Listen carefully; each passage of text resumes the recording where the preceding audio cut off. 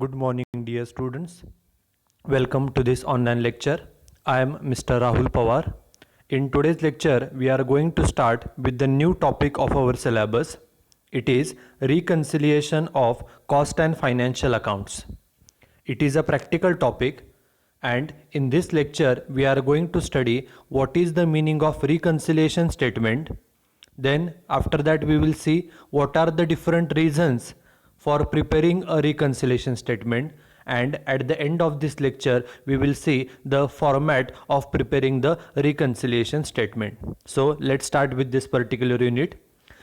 Firstly, we will see what is the meaning of reconciliation statement and why the need arises to prepare the reconciliation statement.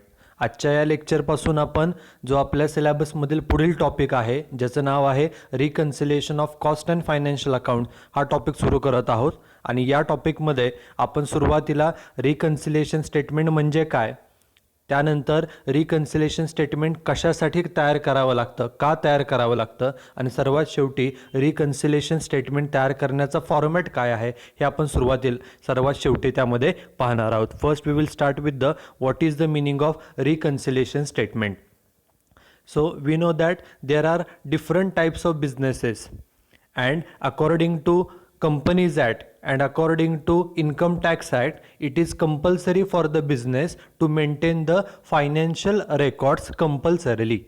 Okay, according to Companies Act 2013 and according to Income Tax Act 1961, it is compulsory for the businesses to maintain the financial records, that is financial accounts, that is financial books.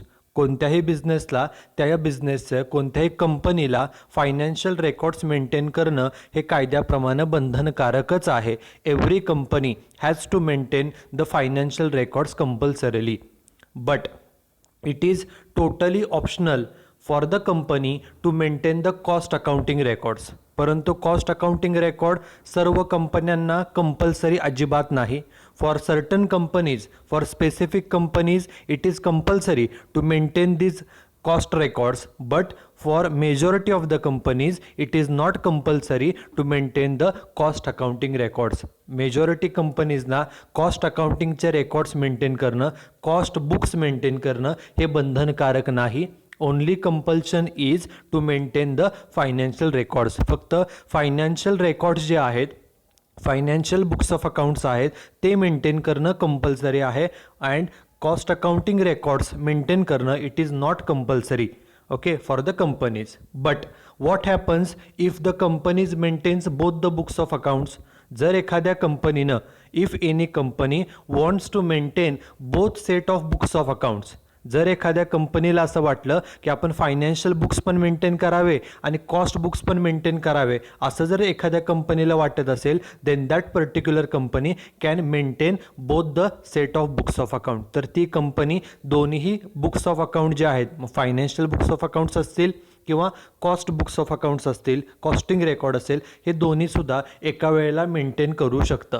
But when both set of books of accounts are maintained, ज्या वेळेला एखादी company दोन्हीही books of accounts म्हणजे financial books of accounts आणि दुसरं cost accounting books of accounts, cost accounting, cost records जेव्हा दोन्ही maintain करते, त्यावेळेला the problem arises that the results, that is the profit or loss shown by the both set of books, financial books as well as costing books, the results, that is profit and loss shown by financial books and costing books always differ from each other. Okay, the profit shown by financial books is different than the profit shown by the cost accounting books. Okay, financial records प्रमाणे, financial accounting प्रमाणे जो काय आपण profit calculate केलेला आहे तो profit आणि cost accounting प्रमाणे कॅल्क्युलेट केलेला प्रॉफिट हा नेहमी वेगवेगळा दिसत असतो. Okay, and there are various reasons why the profit shown by the both set of books are different. दोन्ही बुक्स ऑफ रेकॉर्ड्स प्रमाणे, ओके, फायनान्शियल रेकॉर्ड्स प्रमाणेचा प्रॉफिट आणि कॉस्ट रेकॉर्ड्स प्रमाणेचा प्रॉफिट हा जो वेगवेगळा दिसतो, त्याच्यासाठी त्याला वेगवेगळी कारणं ही असतात की ज्यामुळे द दोन्ही बुक्स ऑफ प्रॉफिट जो आहे तो वेगवेगळा दिसतो. And as the profit is different, of both set of books, दोन्ही बुक्स प्रमाणेचा प्रॉफिट हा वेगवेगळा असल्यामुळे it becomes necessary to make reconciliation of these two books of accounts. आणि दोन्ही बुक्स ऑफ अकाउंटचा प्रॉफिट वेगवेगळा असल्या कारणामुळं त्या दोन्ही बुक्सचं प्रॉफिट किती आहे तो घेऊन आपल्याला त्याचं रिकन्सिलिएशन हे करावं लागतं.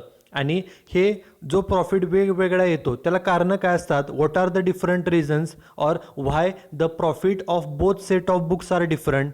दोन्ही बुक्सप्रमाणे, मग ते फायनान्शियल बुक्स असतील किंवा कॉस्ट बुक्स असतील, ह्या दोन्ही बुक्सप्रमाणे प्रॉफिट वेगवेगळा दिसण्याची काय कारणं आहेत, तर basically there are 5 reasons. Okay, the various reasons for disagreement in profit or loss of cost books and financial books.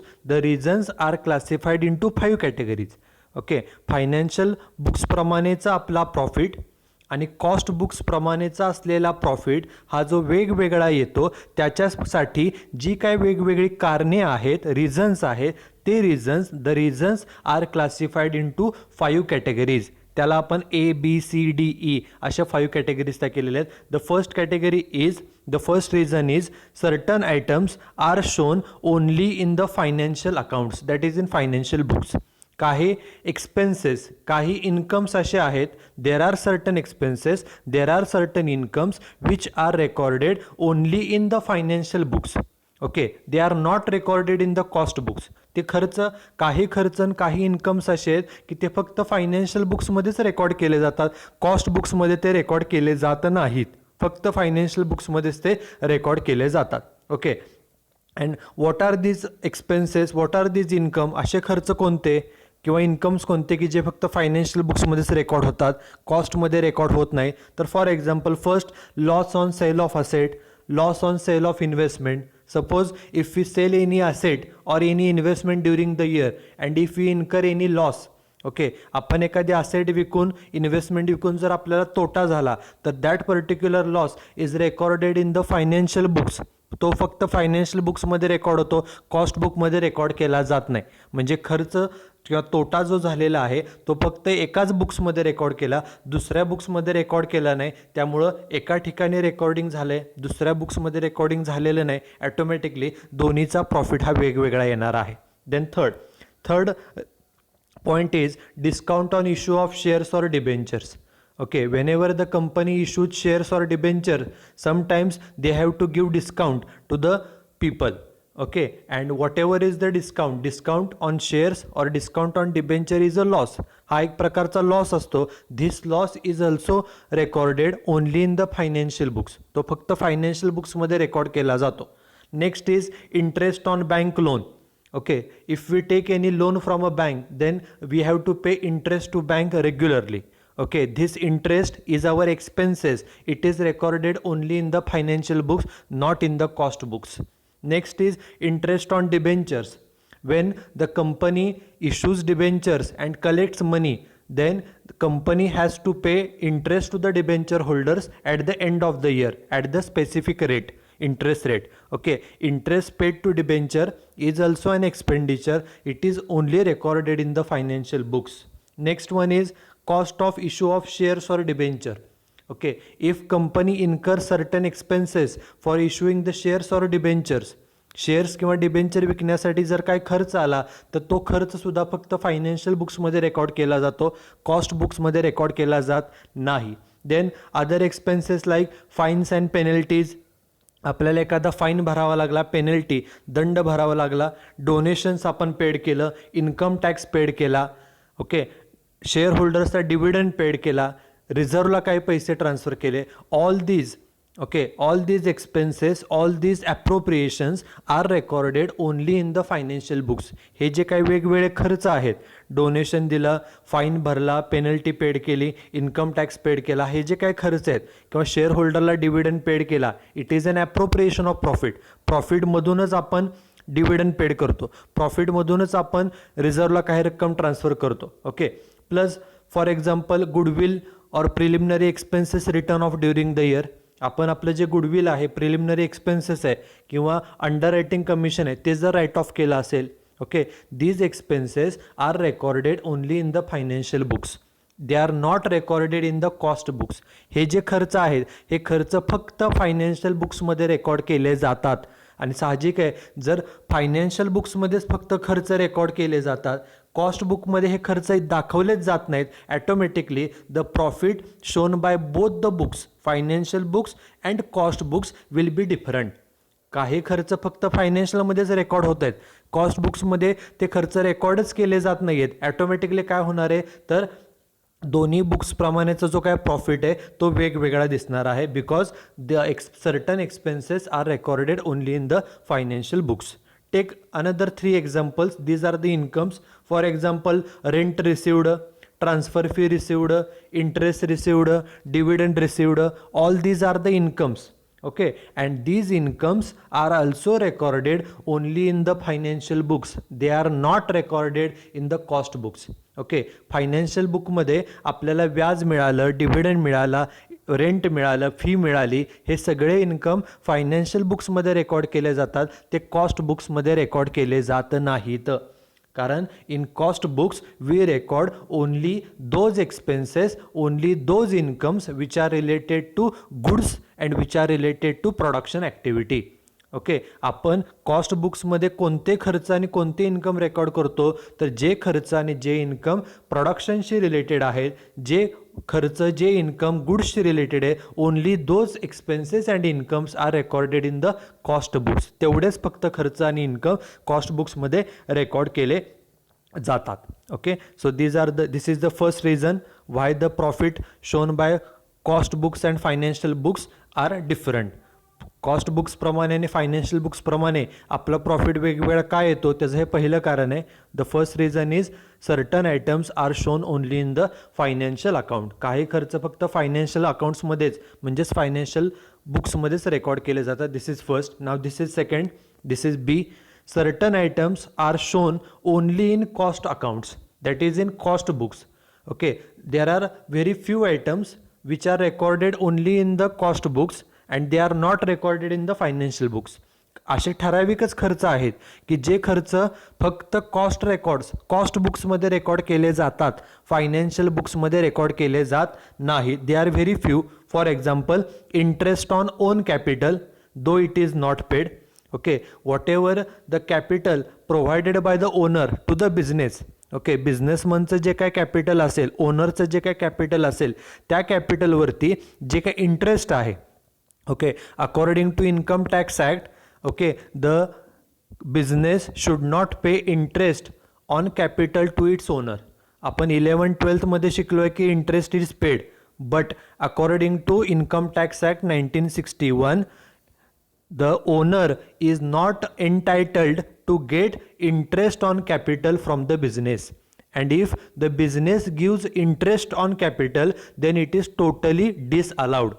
Income tax act प्रमाणे बिझनेसच्या ओनरला त्याचं जे काय कॅपिटल आहे त्याच्यावरती व्याज देऊ नये, आणि जर ते दिलं व्याज तर ते रद्द केलं जातं, डिसअलाउड केलं जातं. ओके, बट कॉस्ट अकाउंटिंगमध्ये फक्त ॲक्च्युअल कॉस्ट फाइंड आउट करण्यासाठी the interest on capital is recorded. ते तिथंच फक्त कॉस्ट बुक्समध्ये रेकॉर्ड केलं जातं, फायनान्शियल बुक्समध्ये रेकॉर्ड केलं जात नाही. This is first. Second is rent of own building. Okay, if we have our own building, जर आपली स्वतःची बिल्डिंग असेल तर आपल्याला कुणाला रेंट द्यावं लागत नाही, because it is our own building. Okay, परंतु ॲक्च्युअल कॉस्ट फाइंड आउट करण्यासाठी ओके कॉस्ट अकाउंटिंगमध्ये स्वतःच्या ज्या बिल्डिंगचा रेंट आहे ते सुद्धा खर्च म्हणून दाखवला जातो. Okay, to find out the actual cost, to find out the correct cost. Okay, actually rent is not paid to anyone. Rent कोणालाही पेड केलेलं नाही आहे, त्यामुळं फायनान्शियल बुक्समध्ये ते रेकॉर्ड केलंच जात नाही. ओके, कारण ते रेंट पेड केलेलं नाही. बट कॉस्ट बुक्समध्ये it is recorded, and why it is recorded, to arrive at the correct cost. Okay, आपल्याला करेक्ट कॉस्ट मिळावी, ॲक्च्युअल खरी कॉस्ट मिळावी, त्यासाठी स्वतःच्या बिल्डिंगचं रेंटसुद्धा कॉस्ट बुक्समध्ये रेकॉर्ड केलं जातं, फायनान्शियलमध्ये ते रेकॉर्ड केलं जात नाही. Then third is depreciation on fully depreciated asset. Okay, fully depreciated म्हणजे त्याची व्हॅल्यू पूर्ण झिरो झालेली आहे, त्यामुळे फायनान्शियल बुक्समध्ये त्याच्यावरती डेप्रिसिएशन दाखवलं जात नाही. परंतु if the same asset is used in the business जर ती असेटची व्हॅल्यू 0 होऊन सुद्धा जरी आपण ती बिझनेसमध्ये वापरत असू तर त्याच्यावरती डेप्रिसिएशन नॉमिनल रक्कम कॅल्क्युलेट करून ते डेप्रिसिएशन कॉस्ट बुक्समध्ये रेकॉर्ड केलं जातं. म्हणजे हे जे काय 3 एक्सपेन्सेस आहेत, these 3 expenses are recorded only in the cost books, they are not recorded in the financial books. ते फक्त कॉस्ट बुक्समध्ये खर्च रेकॉर्ड होतात, फायनान्शियलमध्ये रेकॉर्ड होत नाही. म्हणजे एका बुक्समध्ये खर्च रेकॉर्ड झालेत, दुसऱ्या बुकमध्ये ते खर्च रेकॉर्डच केले नाही, automatically the profit shown by both the books will be different. त्यामुळे दोन्ही बुक्सप्रमाणे दिसणारा प्रॉफिट जो आहे तो वेगवेगळा येणार आहे. This is the second reason. Now this is the third reason for disagreement in profit or loss is over absorption or under absorption of overheads. Okay, already we have studied the concept of overhead. Overhead means common expenses, general expenses. जे common खर्च असतात, general खर्च असतात त्यांना आपण overheads असं म्हणतो. Okay, and financial अकाउंटिंगमध्ये आणि कॉस्ट अकाउंटिंगमध्ये डिफरन्स काय? In financial accounting the expenses are recorded on actual basis. This is most important sentence. In financial accounting, the expenses are recorded on actual basis. जेवढा actually खर्च झालेला आहे तेवढाच खर्च हा फायनान्शियल अकाउंटिंगमध्ये रेकॉर्ड केला जातो. This is first. And in cost accounting the expenses are recorded on estimated basis, not on actual basis. Cost अकाउंटिंगमध्ये जे काय ओव्हरहेड्स आहेत, मग ते फॅक्टरी ओव्हरहेड असतील, ऑफिस ओव्हरहेड असतील किंवा सेलिंग ओव्हरहेड असतील, हे रेकॉर्ड करताना इस्टिमेटेड बेसिस, जो आपण अंदाज केलेला आहे, इस्टिमेशन केलेलं आहे की एवढा एवढा खर्च होईल, फॅक्टरीचा एवढा खर्च होईल, ऑफिससाठी एवढा खर्च होईल, इस्टिमेट केलेला खर्च, त्याप्रमाणे खर्च रेकॉर्ड केले जातात. आणि आपल्याला माहिती आहे की देर is always a difference between estimation and actual. Okay, आपण जो काय इस्टिमेट करतो, अंदाज करतो, तो अंदाज आणि ॲक्च्युअल ह्यामध्ये नेहमी फरक असतो. जसं आपण एक्झाममध्ये आपण इस्टिमेट करतो की फॉर एक्झाम्पल एखाद्या एक्झाममध्ये I will get 80%. It is my estimation, हा माझा अंदाज आहे की मला 80% मार्क मिळतील. बट ॲक्च्युअल मे बी 76, 78 और may be 82. Actual performance may be कमी असेल किंवा जास्त सुद्धा असू शकतो. But there is always a difference between estimated cost and actual cost, and therefore the difference arises between the profits of both the books. फायनान्शियल बुकमध्ये तुम्ही ॲक्च्युअल खर्च रेकॉर्ड करताय, कॉस्ट बुकमध्ये तुम्ही इस्टिमेटेड खर्च रेकॉर्ड करताय. Expenses are recorded in both the books. खर्च दोन्हीकडे रेकॉर्ड केलेत. फायनान्शियल बुक्समध्ये पण खर्च रेकॉर्ड केलेत, कॉस्ट बुक्समध्ये पण खर्च रेकॉर्ड केलेत. बट फायनान्शियल बुक्समध्ये, in financial books the expenses are recorded on actual basis. Financial बुक्समध्ये आपण खर्च ॲक्च्युअल अमाऊंटनं रेकॉर्ड केलेत आणि कॉस्ट बुक्समध्ये मात्र the expenses are recorded on estimated basis. त्यामुळे दोन्हीकडे खर्च जरी रेकॉर्ड झाले असले तरी दोन्हीकडच्या ज्या अमाऊंट्स आहेत त्या वेगवेगळ्या आहेत आणि वेगवेगळ्या असल्यामुळं खर्चाच्या रकमा वेगवेगळ्या असल्यामुळं automatically the profit shown by both the set of books of accounts is different. दोन्ही बुक्सप्रमाणे जो दिसणारा प्रॉफिट आहे तो वेगवेगळा येणार आहे. This is the third reason. Sometimes the expenses are over recorded. Okay, in cost accounts sometimes they are under recorded. Okay, जर खर्च कमी रेकॉर्ड केला कॉस्ट बुक्समध्ये, it is called as under absorption. आणि जर खर्च ॲक्च्युअलपेक्षा जादा रेकॉर्ड केला, जादा ओव्हर, ओके, कॉस्ट अकाउंट्समध्ये फक्त. Okay, over absorption and under absorption it is related to cost accounting only. Okay, cost records only. Over absorption आणि अंडर ॲब्सॉर्प्शन ह्या ज्या कन्सेप्ट्स आहेत त्या फक्त कॉस्ट अकाउंटिंगसाठी लागू होतात. ओके, ओव्हर ॲब्सॉर्प्शन म्हणजे काय? जर कॉस्ट अकाउंटिंगमध्ये if any expenditure is over recorded, okay, आहे त्यापेक्षा खर्च जर जादा लिहिला गेला कॉस्ट अकाउंटिंगमध्ये ॲक्च्युअलपेक्षा जादा, it is over absorption. And under absorption म्हणजे काय? तर कॉस्ट अकाउंटिंगमध्ये एखादा खर्च कमी लिहिला तर it is called as a under absorption. This is third reason. Then the fourth reason, D, is difference due to the different basis of stock valuation and depreciation methods. Okay, the another reason why the profit shown by both set of books is different is that the method of stock valuation. Okay, आपण स्टॉकचं valuation कोणत्या मेथडप्रमाणे करतोय? Okay, in financial books we record the stock at cost or market price whichever is low.